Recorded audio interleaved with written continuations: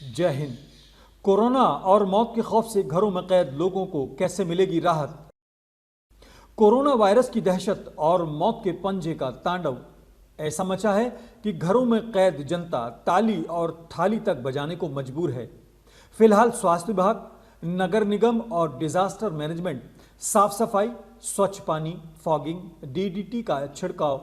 Chloroquine के इस्तेमाल और उपलब्ध वैक्सीनेशन जैसे उपायों के मुकाबले में कर्फ्यू और थाली या ताली पर काफी जोर देता नजर आ रहा है। इस सब के बीच एक गंभीर बात यह भी है कि हमारे कुछ नेता और जनता के रहनुमा भी फिलहाल नदारद ही हैं। तो क्या हमारे देश के राजनीतिक दल केवल सत्ता भोगने के लिए जनता और उनके वोटों का इस्तेमाल करना चाहते हैं?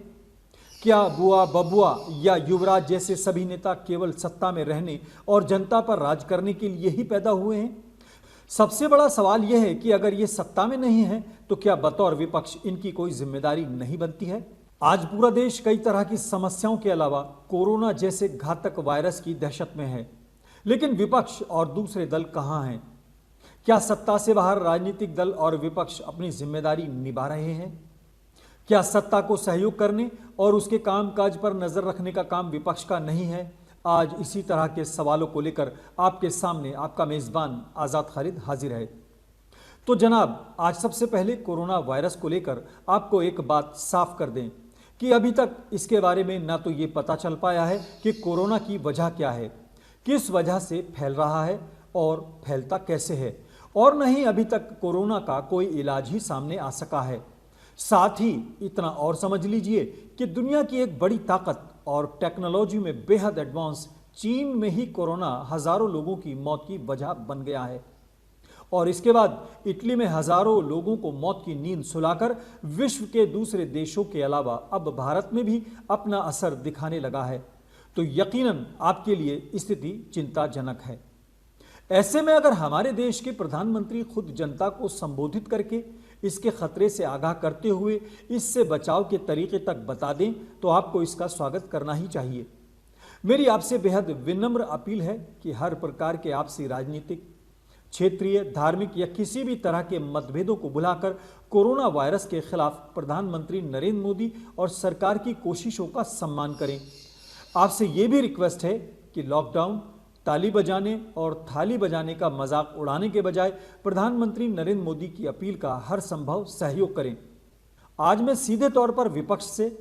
सरकार के सहयोगी दलों से, बहन जी, अखिलेश जी, नीतीश जी, रामविलास पासवान जी, शरद पवार जी, असदुद्दीन ओवैसी साहब, राज और उद्धव ठाकरे जी, जयंत जी और इसके अलावा भले ही मुलायम सिंह जी, लालू यादव जी और अजीत सिंह जी अपनी सेहत और उम्र और निजी मजबूरियों की वजह से राजनीति में सक्रिय न हो, लेकिन इस समय के आपात हालात में उनके एक्सपीरियंस का फायदा जनता तक पहुंचना चाहिए। इन सभी नामों को लेने का मेरा मकसद यह है कि सभी लोगों ने थोड़ी या बहुत किसी न किसी राज्य की सत्ता भोगी है। देश के वर्तमान हालात की तरह के हालात और उनसे निपटने का अपने सत्ता काल में उनको अनुभव भी है। इसके अलावा कई नेता ऐसे भी हैं जो या तो सत्ता का हिस्सा रहे हैं या फिर जनता ने उनको संसद या विधानसभा तक पहुंचाया है। जी हाँ, आज समय है कि जब कोरोना के कहर से देश की जनता बेहाल है, घरों में कैद जनता हर तरफ उम्मीद भरी नजरों से देख रही है कि कहीं से कोई राहत की खबर आए। सरकार भरपूर कोशिश कर रही है कि कोरोना पर काबू पाया जा सके, लेकिन क्या दूसरे दलों के नेताओं को अपना एक्सपीरियंस सरकार के साथ शेयर नहीं करना चाहिए था? माना कि अभी तक सत्ताधारी बीजेपी या उनके सहयोगी दलों ने विपक्ष से कोई तालमेल बिठाने की शुरुआत नहीं की थी, लेकिन क्या इस मामले पर खुद दूसरे दल एक सर्वदलीय बैठक की सलाह सरकार और प्रधानमंत्री महोदय को देकर एक बड़ी पहल नहीं कर सकते थे? अक्सर देखने में आया है कि प्रधानमंत्री महोदय को राजनीतिक तौर पर निशाना बनाने और तरह तरह के सवाल उठाने की विरोधी लोग लगातार कोशिश करते रहते हैं। यहाँ तक कि उनकी डिग्री और शिक्षा तक को लेकर सवाल उठाने से कई लोग बाज नहीं आते हैं। लेकिन क्या इस समय निजी विरोध और सवालों से हटकर प्रधानमंत्री महोदय और सरकार को जनहित में कोरोना जैसे घातक वायरस से निपटने के लिए सहयोग या जनता के बीच विश्वास बनाने की पहल नहीं की जा सकती थी? इसके अलावा लॉकडाउन, ताली और थाली के अलावा नगर निगम, स्वास्थ्य विभाग को सुरक्षा के दूसरे उपायों जैसे कि फॉगिंग, सफाई अभियान, पानी की स्वच्छता के लिए क्लोरोक्विन का इस्तेमाल और डीडीटी का छिड़काव आदि का भी ध्यान रखने की बात की जा सकती थी,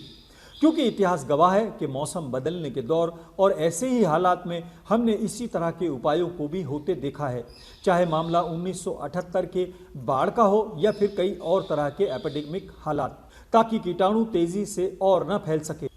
साथ ही जिस तरह से लॉकडाउन के दौरान लगभग सभी सरकारी विभागों के लोग घर पर हैं, तो ऐसे में सभी मंत्रियों, सांसद, विधायक और सरकारी कर्मचारी अपनी सांसद या विधायक निधि या 1 या 2 महीने की सैलरी सरकारी खातों में जमा कराने की सराहनीय पहल कर सकते हैं,